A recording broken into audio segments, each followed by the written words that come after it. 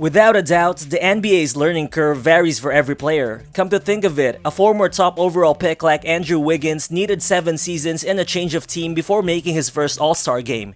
Even a former lottery pick and Cameron Payne, whose career was considered all but finished, went on to prove that he just needed to land in the right situation to become an important contributor for a championship caliber team like the Phoenix Suns. So, as an OKC Thunder fan, this got me thinking, it really just might be a matter of time before we see the same thing happening for Aleksej Pokusevski.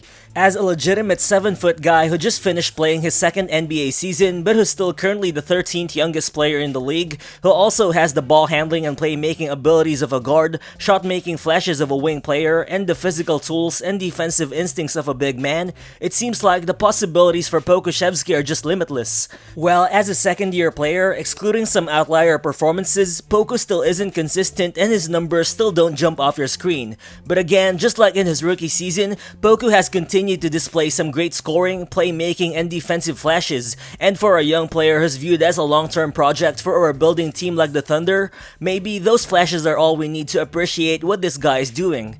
Coincidentally, all those flashes appeared collectively during Poku's last game of the season in a win against the Phoenix Suns wherein he put up his first career triple-double with 17 points, 12 assists, and 10 rebounds on 50% shooting from the field and 60% shooting from deep, which at 20 years and 98 days old makes him the 12th youngest player to record a triple-double in NBA history.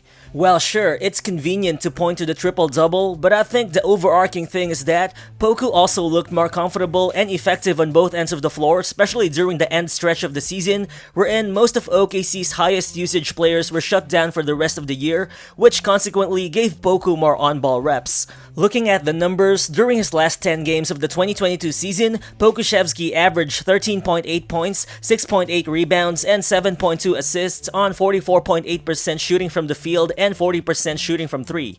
Again, those aren't necessarily ridiculously good numbers and it's a small sample size we're looking at, but this is also easily the best stretch of basketball that Poku has played during his 2-year NBA career, which still potentially indicates a really high ceiling for the 20-year-old 7-footer.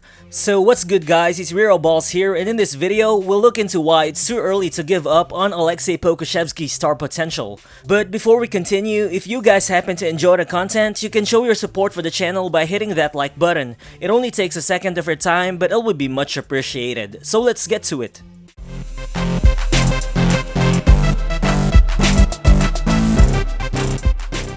I think you know that the OKC Thunder are seriously committed to putting up a positionless roster with 5 guys on the floor who can all shoot, pass, and handle the ball regardless of size when you see a 7-footer like Aleksej Pokusevski do all those things.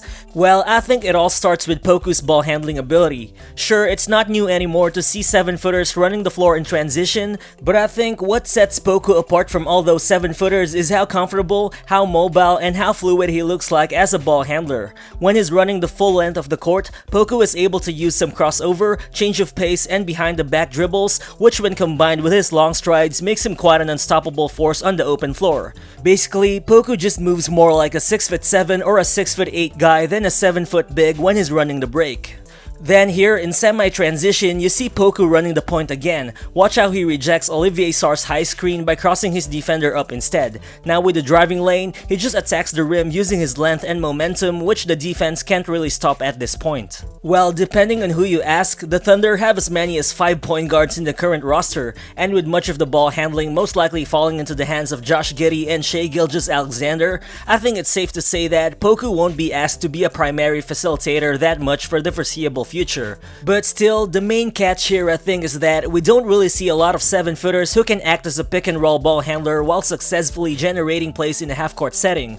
But this is something that Poku has been able to do even as a rookie because of his advanced playmaking instincts, comfort with the ball, and feel for the game. Well, for sure, Poku still dishes out a lot of wild passes, and oftentimes, I think his ball placement still isn't that accurate, which is why he still commits a lot of turnovers. But watching him play towards the end stretch of the season, I think his decision making with the ball has just been much better in a way that the chaos is more controlled and the passes he throws are made more in the flow of the offense, which the numbers back up as well.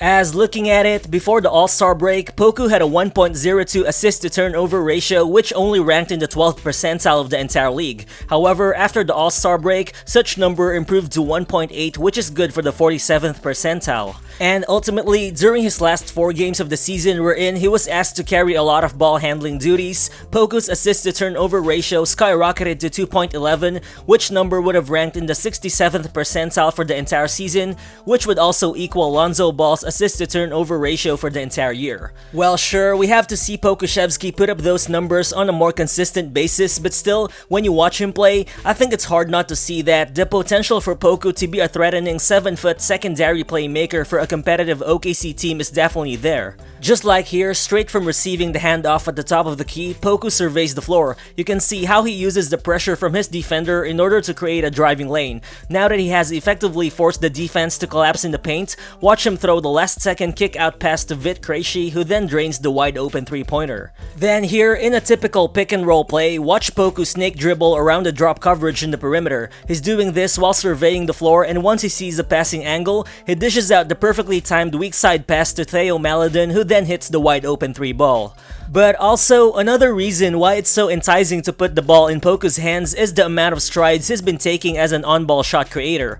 Well, for a 7-footer with a 7'3" wingspan, you'd pretty much expect Poku to score around the basket at a highly efficient rate. However, due to his skinny frame and underdeveloped strength, while considering that his game is actually based on finesse and skill rather than strength and force, Poku still isn't able to consistently finish at the rim, especially against contact. Out of all 137 forwards to attempt at least 100 shots at the rim this season, Poku's 66.4 finishing clip only ranks in the 43rd percentile. Well, that's not a spectacular rate, especially for a guy his size, but it's worth noting that it's already an 11-point increase from his interior finishing mark as a rookie, which means Poku is starting to make progress as a finisher.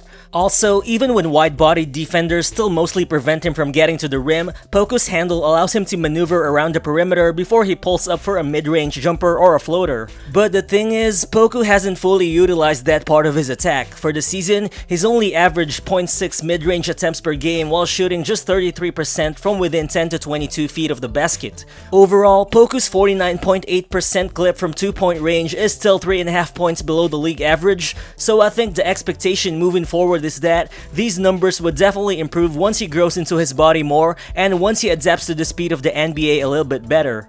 But even as an unpolished offensive player, there just aren't a lot of 7-footers who are able to create shots off the dribble the way Poku does, which is why I think he can really become a special kind of shot maker provided he develops as expected. Here, watch how Poku works in the pick and roll. Instead of passing the ball to Isaiah Roby, who rolls to the rim, Poku goes for the hesitation dribble, which enables him to be a step ahead of his man as he finishes with the nice lefty below the rim shot. Then here, you see Poku receiving the ball coming off the side pick and roll action. He puts the ball on the floor, and though Tobias Harris cuts him off quite well, watch Poku use his size to drain the one-legged 12-foot pull-up jumper. On the other hand, while he has displayed flashes of nice self-creation, in a system that would place the ball in Josh Giddey or SGA's hands a lot, Poku would still be expected to contribute as an effective spot-up shooter on meaningful volume. Well, Poku has never lacked confidence as an outside shooter even as a rookie, but more importantly, this season, I think Poku has just been more comfortable as a movement shooter, and he also appears to be much more in rhythm off the catch. Just look at his catch-and-shoot 3-point shooting numbers. Prior to the All-Star break, he shot 29.7% on 2.2 attempts per game. After the All-Star break, he's been up to 32.5% on 4 attempts per game, and during his last 10 games of the season, Poku has peaked at 34.7% on a pretty good volume of almost 5 attempts per game. So based on both the stats and the eye test, I think you can say that Pokusevski appears to have the makings of a bona fide 3-level scorer. However, it's on the defensive end wherein Poku has really surprised me even as a rookie. While sure, defending quicker and stronger players in space is still a problem for him because of his average foot speed and thin frame, but without a doubt, the guy has always known how to utilize his 7'3" wingspan and good defensive instincts to his advantage. As a rookie, Poku averaged 0.9 blocks per game, which was the 3rd best mark among all first-year players, and this season, he's continued to display his defensive value from different areas of the floor. Since the All-Star break, Poku has registered a 2.6 block rate, which ranks in the 80th percentile of the league, as well as a 1.6 steal rate, which also ranks in the 78th percentile style of the entire NBA within that span of time. Well, compared to last season, I think the most noticeable difference I've seen from Poku this year is how he's just been much better at positioning his body and using his vertical space to bother offensive players, whether it be on the half court or in transition. Just like here, you see Chris Paul setting up Cam Johnson for the fast break attack, but then watch Poku jumping at the right time while using his length and verticality to block the shot without even fouling. Again here, watch Poku guard a much quicker player in RJ Hampton. Here you'll see the guy trying to set up his step back 3, but watch Poku close the gap with his 7'3" wingspan to erase the shot altogether. Well, sure, we're setting some low bars for Aleksej Pokusevski here, and I think that's okay. Year number 2 was definitely about seeing if Poku could turn his flashes into NBA caliber skills, and over the past month or so, I think he's shown that his game is catching up to where it should be. After all, the Thunder are playing the long game in developing an extremely skinny 7-foot guy who won't even turn 21 until December of this year. And at the end of the day, big guys with Poku's skill set don't come around that often either, which is why the wait just might be worth it for this young OKC Thunder team. So what do you guys think is a realistic ceiling for Aleksej Pokusevski? Feel free to drop your thoughts in the comment section below, and again, if you're new to the channel, please consider subscribing as well. Again, this is Real Balls, and I'll see you on the next one. Peace.